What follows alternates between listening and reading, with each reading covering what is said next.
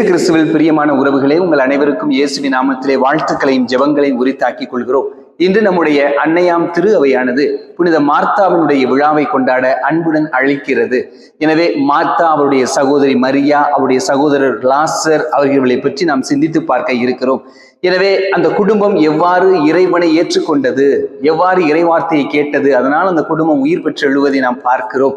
எனவே மார்த்தா, இந்த 3 நபர்களும் 3 குணங்களை குறித்து காட்டக்கூடியதாக இருக்கிறது. நம்ம சற்று சிந்தித்து பார்க்க வேண்டும். இப்போ மார்த்தாவை பொறுத்த மட்டும் அவர் யார் என்றால், ஆண்டவருடைய சீடர்களில் ஒருவர் பேதுரு. அவர் அறிக்கை இடுகிறார், நீரே ஆண்டவர், நீரே மெசியா என உரக்க சொல்லுகிறார். எனவே அதே போல ஒரு பெண் சீடராக இருக்கக்கூடிய மார்த்தா அதே போல உரக்க சொல்கிறார், நீரே ஆண்டவர், நீரே மெசியா என்பது எனக்கு தெரியும் என்று உரக்க சொல்லக்கூடிய அந்த வார்த்தையை நாம் பார்க்கிறோம். எனவே மார்த்தாவை பற்றி நாம் சொல்ல வேண்டும் என்றால் அவர் வீர பெண்மணியாக நாம் பார்க்க வேண்டும். எனவே இப்பொழுது அந்த 3 நபர்களுடைய 3 குணங்களை நாம் பார்க்க வேண்டும். மார்த்தாவை பொறுத்த மட்டிலும் வரவேற்கக்கூடியவராக இருக்கிறார்.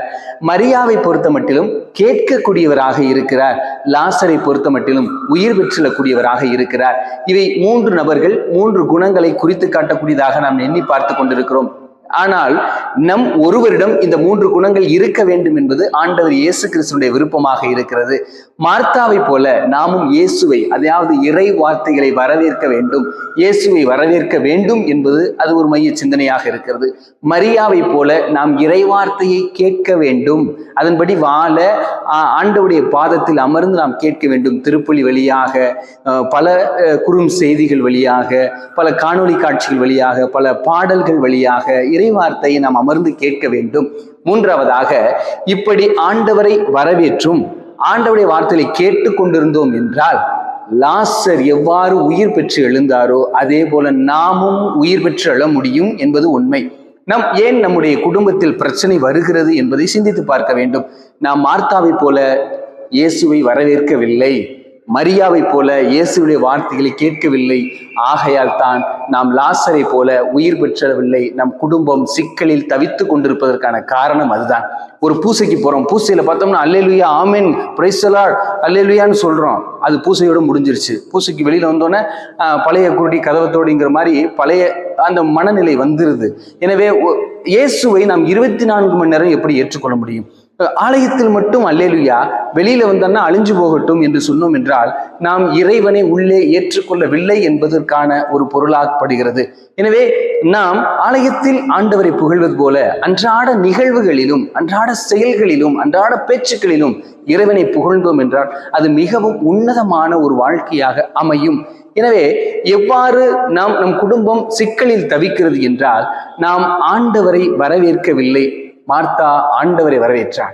நாம் ஆண்டவருடைய வார்த்தைகளை கேட்கவில்லை. மரியா ஆண்டவருடைய வார்த்தையை கேட்டார். ஆகையால் தான் அவருடைய சகோதரர் இறந்து போயிருந்தவர் உயிர் பெற்று எழுகிறார். எனவே இந்த 3 குணங்களையும் நமக்குள் பொருத்தி பார்ப்போம். நான் ஆண்டவரை வரவேற்கிறேனா என்பது மிகவும் முக்கியம். திருப்பலியில் மட்டும் நான் வரவேற்பேன், ஜெபம் செய்யும் போது மட்டும் தான் நான் வரவேற்பேன் என்றால் பிரச்சனை நமக்குள் அதிகமாக இருக்கும். அதற்கப்புறம் ஆண்டவரை வெளியேற்றிட்டு மற்ற பிரச்சனைகள் எல்லாம் தூக்கி உள்ள வச்சு கொண்டாடிக்கிட்டு இருக்கக்கூடிய ஒரு மனிதர்களாக நாம் இருப்போம். ஆண்டவர் ஒவ்வொருடைய கதவையும் தட்டி கொண்டிருக்கிறார் என்பதை திருவெளிப்பாடிலே நாம் வாசிக்க கேட்கிறோம். நான் கதவருகில் என்று தட்டி கொண்டிருக்கிறேன், யார் என்னுடைய அழைப்பை ஏற்று திறக்கிறார்களோ அவர்களோடு அமர்ந்து நான் விருந்துண்பேன், அவர்களும் என்னோடு விருந்துண்பார்கள் என்று சொல்வது போல, அன்று மார்த்தாவுடைய கதவை தட்டிய ஆண்டவர் இன்று நம்முடைய இதய கதவையும் தட்டி கொண்டிருக்கிறார். நாம் திறந்தோம் என்றால் ஆண்டவர் நம் உள்ளத்திற்குள்ளும் இல்லத்திற்குள்ளும் வருவார். மரியாவை போல அமர்ந்து நாம் அவருடைய வார்த்தைகளை கேட்க முடியும். எனவே லாசரை போல நம் குடும்பமும் உயிர் பெற்று எழும் என்பதுதான் உண்மையான செய்தியாக இருக்கிறது. எனவே அன்பிற்கினிய உறவுகளே, இந்த மார்த்தா வரவேற்கிறார், மரியா அமர்ந்து ஆண்டவருடைய வார்த்தையை கேட்கிறார். அதனால் லாசர் உயிர் பெற்று எழுவது போல நாமும் ஆண்டவரை வரவேற்போம், அவருடைய வார்த்தையை கேட்போம். பாவ வாழ்க்கையிலிருந்து, பாவ சிந்தனையிலிருந்து நாமும் உயிர் பெற்றெழ முடியும் என்பதைத்தான் இன்றைய நாளில் செய்தியாக கொடுக்கப்படுகிறது. எனவே நாமும் நமக்குள் ஆண்டவரை வரவேற்போம், அவரோடு அமர்ந்தவருடைய வார்த்தையை கேட்போம், நாமும் உயிர் பெற்றெழ தயாராக புறப்படுவோம். ஆமென்.